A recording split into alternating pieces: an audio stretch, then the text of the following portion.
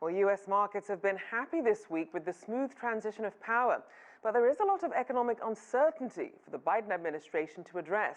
For more on the outlook of Biden's COVID stimulus plan and the economy in general, I'm joined live via Skype by Ryan Patel, Senior Fellow with the Drucker School of Management at Claremont Graduate University. Good to have you back. Thank you. So walk us through today's priorities laid out by the Biden administration and what they mean for everyday Americans. Well, I think it comes to a realization the country has, in the U.S., it's almost a year that it hasn't been normal back open doors. So if you hear what President Biden is trying to do with executive orders, it's to provide, in quotation, a critical lifeline to millions of American families. Why that's important? Because he's recognizing that there aren't people being able to eat enough food. There's close to the Census Bureau, nearly 30 million people don't always have enough to eat. So he's addressing that and ensuring that meals that because of school closures that there's more money, at least 15% increase.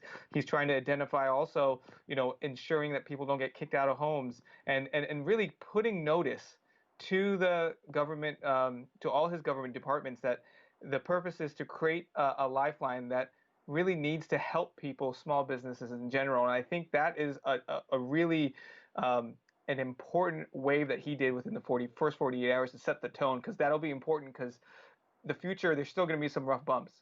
So he certainly built on that from what he did on his first day then. So how soon will people be able to receive the benefits of these policies, given the funding and the coordination that's really needed at the state and local level? You're 100% right. It takes a lot of coordination. It takes also, let's not forget the 1.9 trillion plan still needs to get passed, right? People are assuming that, that'll be fast as well. And you and I both know there's still going to be the bill packages back and forth. There's going to be stuff that's going to be added. Will there be further delay? I think providing that communication and transparency, as we've seen in the past, unfortunately, sometimes it wasn't clear and people got delayed checks. And I think the Biden administration's very smart, and they know that that cannot happen when you're trying to lift up the economy, and understand that when you're trying to get people money in their hands to buy food, that you're also stimulating the local economy, which is going to be really important. It can't just be an on and off switch. It has to kind of slowly momentum. And obviously this is happening via executive order. So for an international audience, what are the benefits as well as the limitations of an executive order?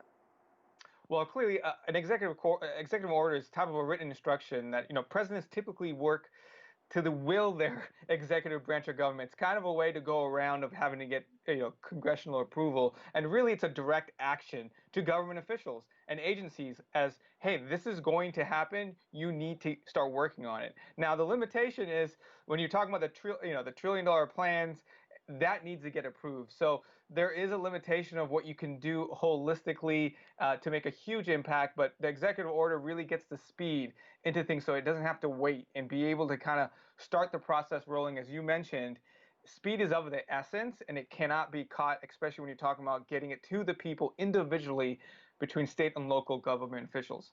Now, we did see several of the former Trump administration's executive orders challenged in court.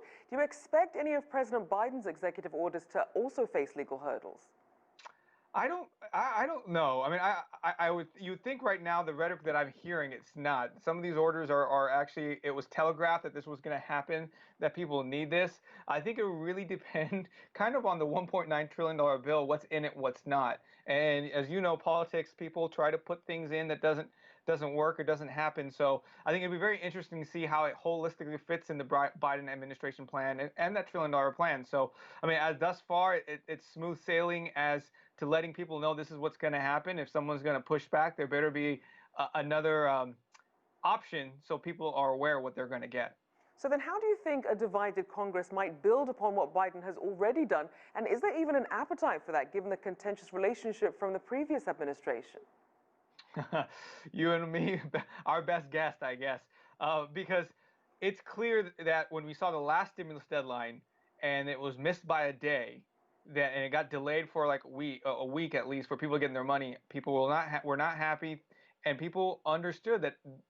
Think about this: we've been here for 7, 8 months, and there hasn't been as progression for people's jobs, having to take a tick back. And so this is not the time to play those kind of games. And I think Congress knows that. I think if no matter what side you're on the table, you need to provide another Band-Aid to lift the economy. And hopefully the Senate and the Biden administration can have a plan in 3, 4 months when the vaccination rollout. This is important.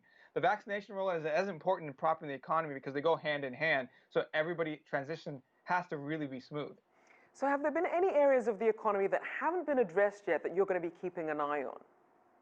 Well, truthfully, I mean, the student loan borrowers and the people facing eviction. I know people have been talking about that. We're going to see the kind of the process in place, but really on top of mind, I know maybe I know it's been talked a lot, is the way the pandemic. How can you control the pandemic and roll out the vaccination? I think for me, I want to hear more about the sites. How are you going to get people to flow through? Here in Los Angeles, the Dodger Stadium has opened, and they're trying to go through 7,000 vaccinations a day, which they need more. And I think that information is going to be really important when you can try to get the economy all back, the U.S. in full power. Is it by the fall? Is it by the summer? Because months and days matter right now when you're trying to uplift the jobs opening and people to be able to get back to having the true income.